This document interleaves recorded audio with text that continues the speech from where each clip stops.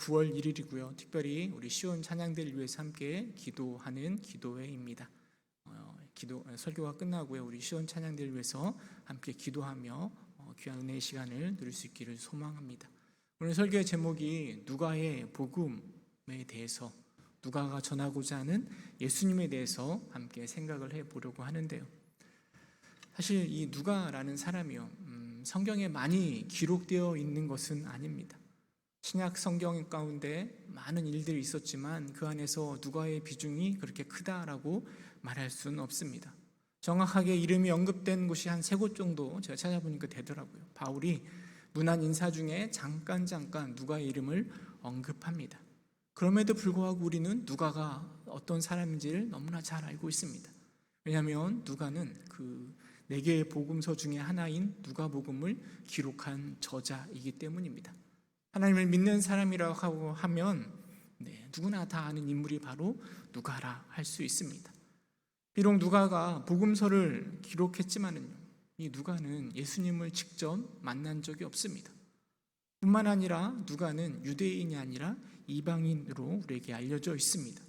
그럼에도 불구하고 이방인이고 예수님을 만난 적도 없는 누가가 복음서를 기록할 수 있었던 것은요, 바울과 함께 선교 여행을 떠나면서요, 바울로부터 또 많은 사도들과 만나면서요, 그들로부터 예수님에 대해서 많은 이야기를 들었기 때문입니다.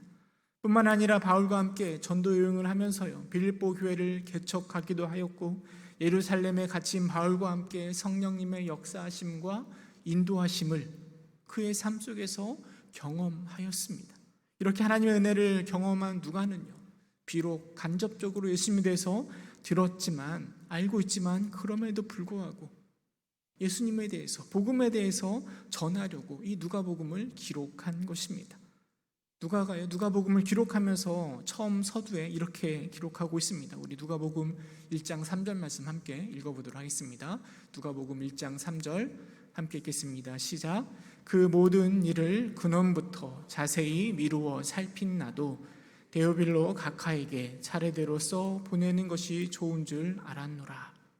비록 예수님의 12 제자도 아니고 또 직접 본 것도 아니지만, 간접적으로 들은 것이지만, 그 예수에 대해서, 복음에 대해서 모든 것을 근원부터 자세히 미루어 살펴보며 성경을 기록하였다라고 말하고 있습니다. 이는 누가가 얼마나 복음에 열정적이며 복음을 전하고 싶었던 마음이 간절했는가를 유추해 볼 수 있습니다. 유대인도 아니면서요, 직접 본 것도 아니면서요, 그 복음서 하나하나를 기록할 때요, 누가가 어떻게 기록하였을까 상상해 봅니다. 얼마나 많이 연구하였을까요? 혹여나 예수를 잘못 전하지는 않을까? 혹여나 예수님의 이 뜻을 왜곡하여 전하지는 않을까? 얼마나 기도하고 얼마나 고민하며 그 누가복음을 기록하였을까 상상이 갑니다.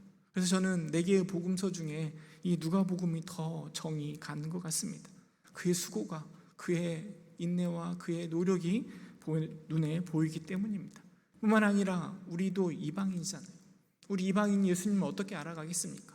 누가가 3절에서 얘기한 것처럼 하나하나 자세히 미루어 살펴보고 예수님을 알아가는 것이 우리가 예수님을 알아가는 것에 귀한 본을 되기 때문에요, 저는 누가복음이 더 마음에 와 닿는 것 같습니다. 근데 누가복음만 기록한 것이 아니라 사도행전도 누가가 기록하였습니다. 여러분, 사도행전은 누가복음의 후속 작품이라고 이야기할 수 있습니다. 사도행전 1장 1절에 보면 이렇게 시작합니다. 데오빌로여, 내가 먼저 쓴 글에는 이라고 하면서 시작하고 있습니다. 데오빌로는요, 누가복음과 동일한 수신자입니다. 그리고 내가 먼저 쓴 글이라고 이야기할 때 그 내가 먼저 쓴 글은 바로 누가복음을 이야기합니다.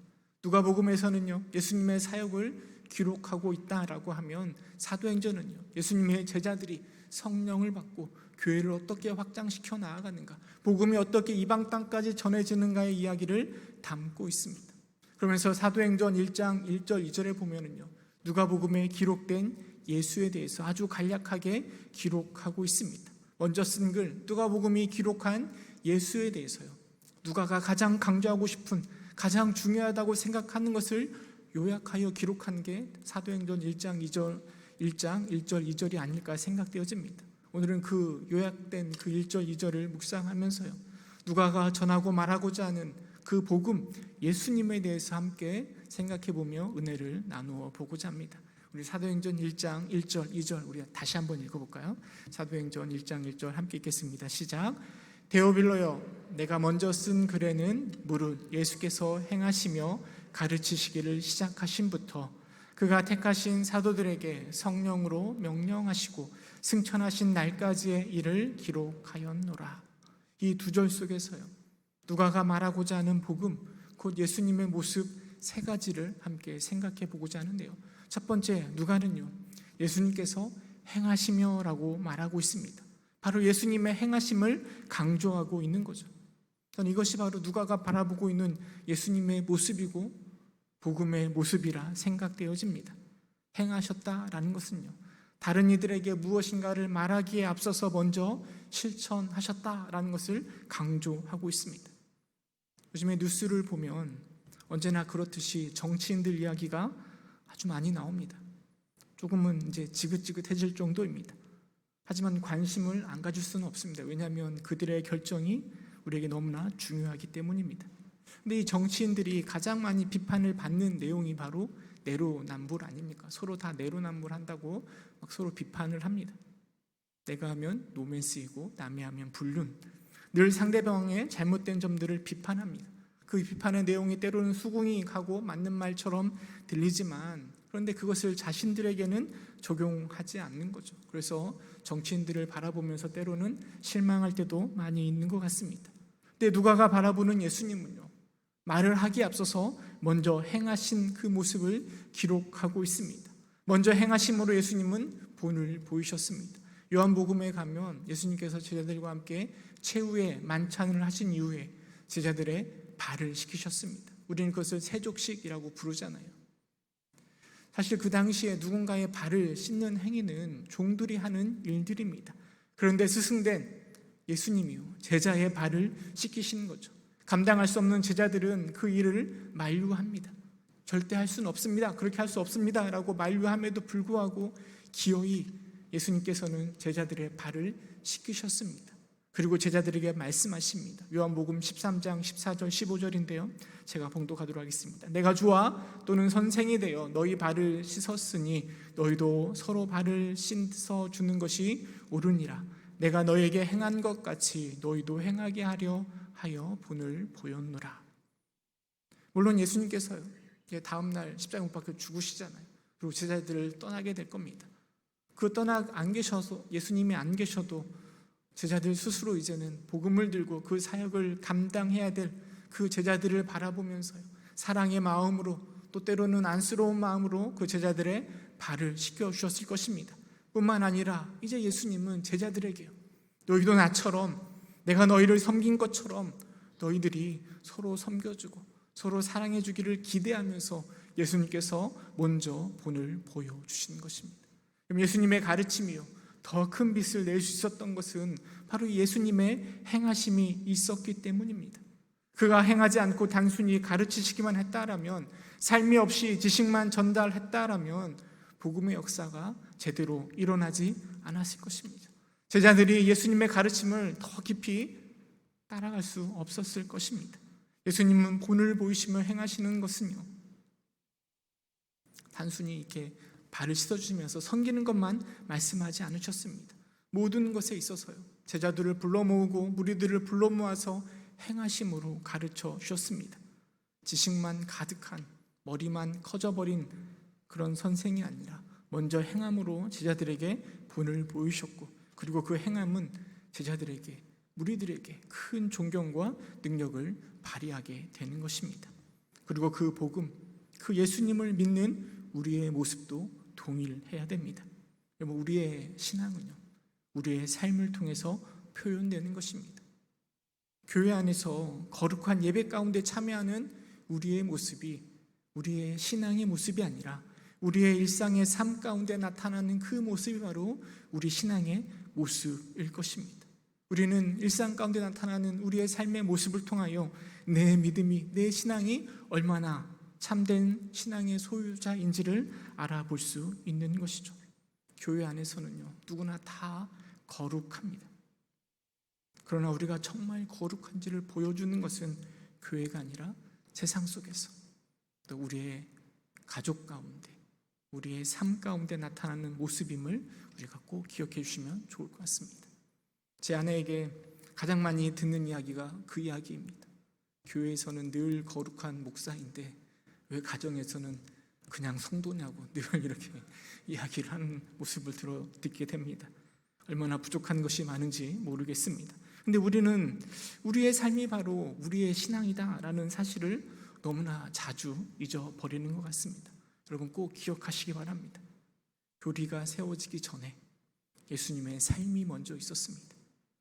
예수님의 삶 가운데 나타난 그 모습을 기록한 것이 바로 복음서이고요. 그리고 이 복음서에 대한 해석이 바로 교리서가 될 것입니다. 예수님의 행하심은 복음을 더욱더 빛나게 만들어가는 것입니다. 그리고 그의 행하심은 우리도 그렇게 행하게 하려고 우리 앞에서 먼저 본을 보여주셨다라는 것을 꼭 기억하시기 바랍니다. 두 번째로 예수님께서는요, 가르치셨다라고 누가는 이야기합니다. 누가는 예수가 먼저 행하셨고 그리고 가르치셨다라고 이야기합니다. 실천하셨을 뿐만 아니라 가르쳐 주셨습니다. 그럼 예수님께서 이 땅에 오신 이유는요, 우리를 구원하시기 위하여서 이 땅에 오셨습니다. 하나님이심에도 불구하고 친히 인간의 모습으로 성육신하셨고요, 우리의 죄값을 대신 치르시려고 십자가에 못 박아 죽음을 당하셨고 부활하셨습니다. 그리스도의 십자가의 보혈의 능력이 우리를 저 천국에 하나님의 자녀가 될 수 있도록 하셨습니다. 근데 여러분, 예수님께서 이 땅에 오셔서요, 구원 사역만 딱 감당하고 행하실 일들만 행하시고 그냥 바로 하늘로 올라가셨다라면 어떻게 되었을까요? 아마 우리는 예수를 통하여서 구원을 받았을 것입니다. 하지만 구원받은 이후에 우리가 무엇을 해야 될지, 어떻게 살아가야 될지 정말 난감했을 것입니다. 그러나 예수님은요, 자신의 구원 사역을, 그 일을 감당하시면서도요, 계속해서 부지런히 가르쳐 주셨습니다. 공생의 기간 동안 무리를 모으시고 가르치셨습니다. 무리들 중에 12명의 제자를 세우시고 집중적으로 가르쳐 주셨습니다. 그리고 그 가르침이 복음서에 기록됨으로 오늘 우리의 삶 가운데 삶의 지표가 되는 것 아니겠습니까? 여러분, 근데 생각해 볼 것은 예수님께서 3년 동안 제자들을 가르쳐 주셨잖아요. 예수님의 가르침을 제자들이 다 깨달았을까요? 3년 동안 그렇게 예수님이 가르쳐 주셨음에도 불구하고요, 예수님이 십자가에 매달리자 제자들은 다 도망쳐 버렸습니다. 하지만 예수님께서는 가르치는 것을 포기하지 않으셨습니다. 엠마오로 도망치는 그 두 제자들에게 찾아가서요, 예수님은 다시 제자들에게 가르쳐 주십니다. 그러자 그들의 마음이 뜨거워지는 것 아니겠습니까? 그럼 한 번에 우리가 예수님의 모든 가르침을 완벽하게 깨달을 수는 없는 것입니다. 하지만 예수님께서는요, 그것을 다 하시고 계속해서 지속적으로 성령님을 통하여서 오늘도 우리에게 그렇게 가르쳐 주고 계시는 거죠. 예수님의 가르침은 우리가 천국에 들어가는 그날까지 계속될 것입니다. 그러기에 우리는요, 오늘도 예수님의 가르침에, 배움에 힘을 써야 되는 것입니다. 만약 우리가 예수님의 가르침을 배우는 것을 멈추게 된다면, 스스로 생각할 때 나는 성경에 대해서 잘 알고 있고 나름 착하게 살고 있고 나름 신앙을 가지고 살고 있기 때문에 더 이상 배우려고 하지 않는다라면요, 나의 삶 가운데 진리의 말씀이 계속적으로 공급되지 않으면 우리는 어쩌면 교만한 바리새인이 되고 말 것입니다. 교만하게 될 때요, 우리는 하나님의 가르침에 귀를 기울이지 않게 될 겁니다. 나 혼자 잘할 수 있거든요. 나 혼자 신앙생활 잘할 수 있거든요. 그런 사람에게 예수님의 가르침이 들어갈 틈이 없는 것입니다. 가르치시는 예수님 앞에서요, 우리는 언제나 겸손해야 됩니다. 그래서 그 말씀이 살아서 내 심령 골수를 쪼갤 수 있도록 우리는 늘 겸손하게 주의 말씀에 귀를 기울여야 될 것입니다. 또한 예수님의 가르침이요, 단순한 지식이 아니라 우리의 삶의 지표가 되게 하기 위해서는요, 지속적으로 나를 말씀 앞에 세워야 되는 거죠. 잘생기고 멋진 또 아름다운 연예인들이요, 잘생겼으니까 거울을 안 볼까요? 네, 잘생겼기 때문에 더 많이 거울을 매일매일 보지 않을까요? 여러분, 신앙 좋은 우리도 마찬가지입니다. 내가 지금 신앙이 좋으니까 그냥 막 살아도 되겠지, 이것은 어리석은 생각입니다. 우리의 신앙이 좋기 때문에 우리는요, 말씀 앞에 거울에 내 모습을 비춰보는 것처럼 늘 말씀 앞에 나를 세워 보아야 됩니다. 그래야 예수님의 가르침이 단순한 지식이 아니라 우리의 삶의 지표가 되는 것입니다. 매일매일 예수님의 가르침에 귀를 기울이시기 바랍니다. 말씀을 묵상하며 예수님의 가르침을 배우시길 바랍니다. 특별히 요즘에 제자훈련을 모집 중이시잖아요. 모집하고 있잖아요. 시간을 내어서 여러분, 가르치시는 예수님 앞에요, 귀를 기울이시고 그 말씀들이 내 지식이 아니라 삶 가운데 행함으로 나타날 수 있도록 나를 끊임없이 배우는 일에 시간을 내실 수 있는 여러분 되시길 소망합니다. 누가는 말하고 있습니다. 예수님은 이 땅에 우리를 가르치기 위해서 오셨다라고 말씀하십니다. 우리 안에 있는 가득한 그 교만을 내려놓고요, 그 가르침 앞에 나를 비춰보고 나를 바꾸어 나아갈 때요, 비록 우리가 아무 말 하지 않아도요, 우리의 삶이 세상 속에서 귀한 복음의 소리가 될 것입니다. 그렇게 배운 말씀들이 우리를 더욱더 굳건한 믿음의 자리로 인도할 것입니다.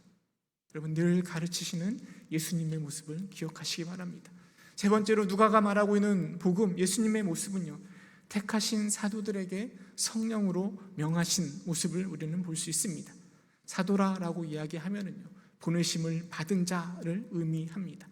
물론 여기서는 12사도를 의미할 것입니다. 그러나 우리는 이것을 좀 더 넓게 생각해 보면은요, 우리 역시 하나님의 보냄을 받은 제자이고 사도라 말할 수 있습니다.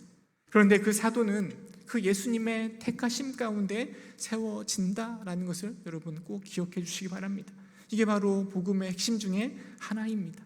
나의 능력이 뛰어나서, 내가 믿음이 뛰어나서 내가 사도로 세워진 것이 아니라 예수님의 부르심이 있는 것이고, 우리는 자격이 없지만 하나님의 은혜로, 예수님의 은혜로 자녀이고 제자로 세움을 받은 것입니다. 그리고 그 예수님은요, 택하신 자들에게 성령으로 명령하십니다. 여기서 명하신다라는 단어의 원어를 보면은요, 물론 명령하다라는 의미도 있지만 더불어서 위임하다라는 의미도 함께 가지고 있습니다. 우리말 성경은 명하시고라고 번역하고 있지만은요, 오히려 그것을 보다도 문맥에 맞게 번역한다면 사명을 부여하시고로 이렇게 해석하는 게 더 맞지 않을까 싶습니다. 예수님께서는요, 자신이 선택하신 사도들에게 사명을 부여하십니다. 그런데 누가는요, 예수님이 그 사명을 부어주실 때요, 성령을 통해서 부어주신다라고 말씀하십니다. 성령을 예수님의 도구로 사용하신다는 것이 아니라 성령을 통해서 우리가 감당해야 될 사명이 무엇인지를 가르쳐 주시는 것이고, 그리고 그 사명을 받은 자들이 이제는 복음의 일을 감당하며 주의 일을 감당하는 것 아니겠습니까?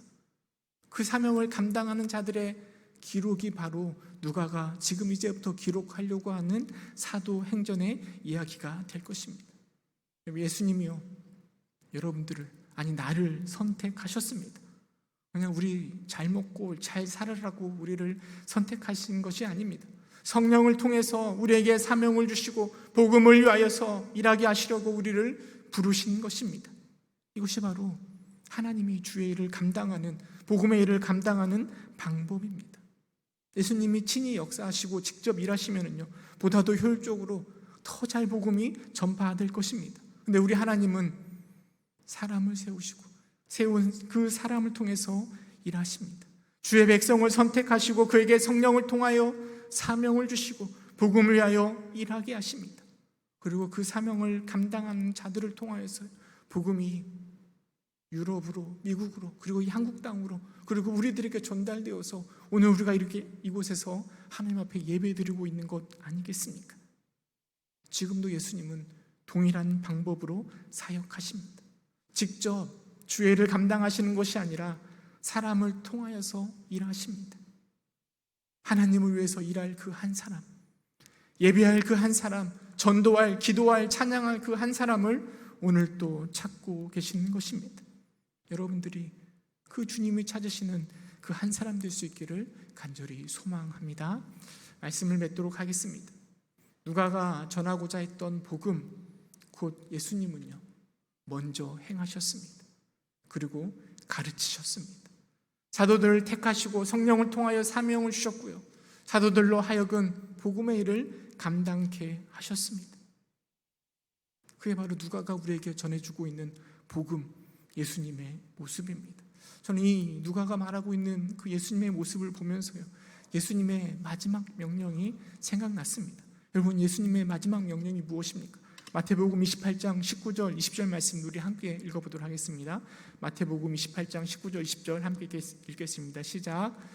그러므로 너희는 가서 모든 민족을 제자로 삼아 아버지와 아들과 성령의 이름으로 세례를 베풀고 내가 너희에게 분부한 모든 것을 가르쳐 지키게 하라.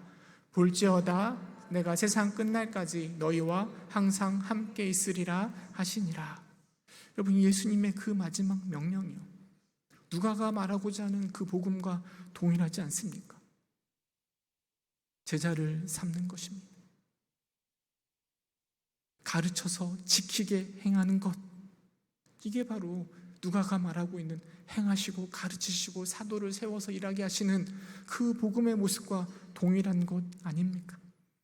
예수님이 무리들을, 제자들을 가르치신 것처럼 우리들에게도 가르치라 말씀하시는 것이고, 지식의 전달이 아니라 그들이 행할 수 있도록, 행함을 통하여 나타날 수 있도록, 그래서 그들이 예수님의 참 제자로 삼으라라고 우리에게 명령하고 계십니다.